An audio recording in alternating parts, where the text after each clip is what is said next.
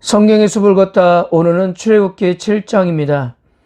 출애굽기 5장에서 바로와 한 차례 만난 모세는 거의 참피하다시피 했고 거기에다 백성들의 하소연을 들으면서 완전히 전의를 상실하고 말았습니다.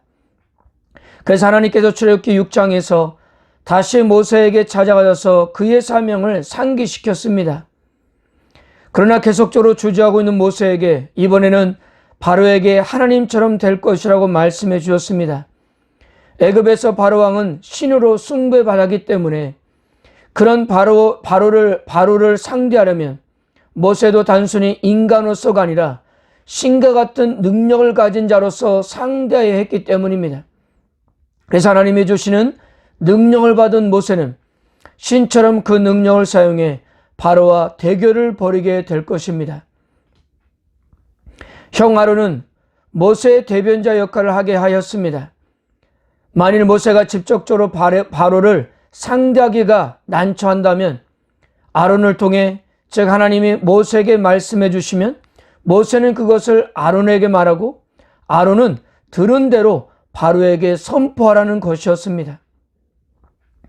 그리고 3절에서 5절까지 하나님께서 다시 한번 바로가 쉽게 순종하지 않을 것이며 여호와의 큰 재앙을 경험한 후에야 마지못해 내보낼 것도 말씀해 주셨습니다. 결국 이 일을 통해서 애굽 사람들은 여호와가 이스라엘의 하나님임을 알게 될 거라는 거예요. 성경은 거의 모든 하나님의 기적과 구원 사역의 목적이 이스라엘을 포함한 온 세상 사람들에게 여호와가 하나님이심을 알게 하기 위한 것이었다고 합니다. 하나님의 능력과 거룩하심을 세상 모든 사람들이 인정하게 하는 것이 모든 기적의 궁극적인 목적인 거예요. 하나님은 실망한 모세에게 모든 일이 하나님의 계획하신 대로 되어가고 있음을 가르치고자 했습니다. 모세는 바로가 자기의 말을 듣지 않는다고 기가 죽어 있었지만 하나님은 바로의 이 같은 반응은 이미 자신의 계획 속에 포함된 하나의 요소일 뿐이라고 말씀하시는 겁니다. 앞으로도 하나님이 계획하신 대로 모든 일이 진행될 테니 모세는 걱정하지 말고 자신의 역할만 잘 감당하면 되는 것이었습니다. 모세가 이 같은 사실을 깨닫고 하나님께 적극적으로 순종했더라면 얼마나 좋았을까요? 그런데 사실 모세의 이야기는 비단 그의 이야기만은 아닙니다. 우리의 이야기이기도 합니다. 세상 모든 일이 하나님의 계획을 따라 진행된다는 사실을 항상 마음에 새기고 살아간다면 우리의 삶은 얼마든지 달라질 수가 있다는 사실입니다. 소명을 받을 때 모세가 80세, 아론이 83세였습니다. 모세와 아론이 이 나이에 새로운 인생을 시작했던 겁니다. 사실 하나님께 쓰임받는 일에 나이는 별로 중요하지 않습니다. 순종하려는 의지만 있다면 하나님은 얼마든지 사용할 수 있기 때문입니다. 이스라엘 백성들의 해방을 놓고 펼치는 모세와 바로의 대결은 거의 1년 동안 진행이 됩니다. 전능하신 하나님이 직접 감독하신 드라마가 하나님의 계획과 각본에 의해 진행되고 있음에도 한순간에 승리로 끝나는 것이 아니라 상당 기간 동안 진행되었다는 것은 바로 하나님의 일에는 때가 있고 절차가 있고 곧 하나님의 정하신 질서가 있기 때문입니다. 하나님은 자신이 계획하신 순서에 따라 적절한 때가 차면 일하시기 때문이에요. 그리고 우리가 상식적으로 알면 좋은 것은 구약 성경에서 하나님이 애굽에서 내린 10가지 재앙에 대해서 3차례나 기록하고 있습니다. 이곳 출애굽에서 기록하고 또한 시편 78편 43절에서 51절과 시편 105편 27절에서 36절입니다. 그런데 차이점은 시편 78편에서는 이와 가축병과 어둠의 재앙은 포함하지 않았고요. 시편 105편에서는 가축과 메뚜기 재앙을 포함시키지 않았습니다. 그리고 이스라엘 백성들에게는 출애굽 사건이 그들의 종교 달력을 시작하는 절기가 되었습니다. 왜냐하면 출애굽 사건은 그들의 역사성과 정체성이 있어서 매우 중요한 사건이었기 때문이에요. 현재 우리에게도 이 사건이 중요한 것은 신약에서 예수님을 유월절 양으로 비유하기 때문입니다. 그러나 이처럼 절대적인 중요성을 지닌 사건을 단순히 역사성과 상관이 없는 드라마라든가 이스라엘의 전설로 정도로 생각하는 사람들이 많다는 겁니다. 이렇게 출애굽의 역사성을 부인하는 데는 그럴 만한 역사적 증거가 있어서가 아니에요. 단순히 출애굽 이야기가 믿기가 어렵다는 이유에서입니다. 그러나 성경은 처음부터 믿음을 요구하기 때문에 그런 믿음을 소유한 자들에게는 이런 논쟁은 소모적일 수밖에 없는 겁니다. 하나님께서 애굽에 내리실 10가지 재앙이 시작되기 전에 바로 앞에서 지팡이로 뱀으로 바꾸는 기적을 행하게 합니다. 이 기적은 하나님이 모세를 애굽으로 보내면서 첫 번째 보여준 표적이었습니다. 모세가 아론을 통해 지팡이를 뱀으로 바꾸자 바로 왕은 현인들과 마술사들 불러 요술을 부리게 했습니다. 드디어 모세와 아론을 앞세운 하나님과 마술사들을 앞세운 바로의 대결이 시작되고 있는 겁니다. 언뜻 보기에 애굽의 마술사들도 같은 일 한 것처럼 보이지만 결과적으로 현저한 차이가 있었습니다. 아론의 지팡이가 마술사의 지팡이를 삼켜버렸기 때문이에요. 제가 출애굽기 4장을 공부하면서 지팡이와 뱀은 상징적인 의미가 담겨 있다고 했습니다. 고대 애굽에서의 지팡이는 왕적 권위와 능력을 상징하고 있었고요. 그리고 애굽 왕들이 쓰던 왕관에는 그들의 수호 신호를 상징하는 코브라 모형의 그 표상이 있었습니다.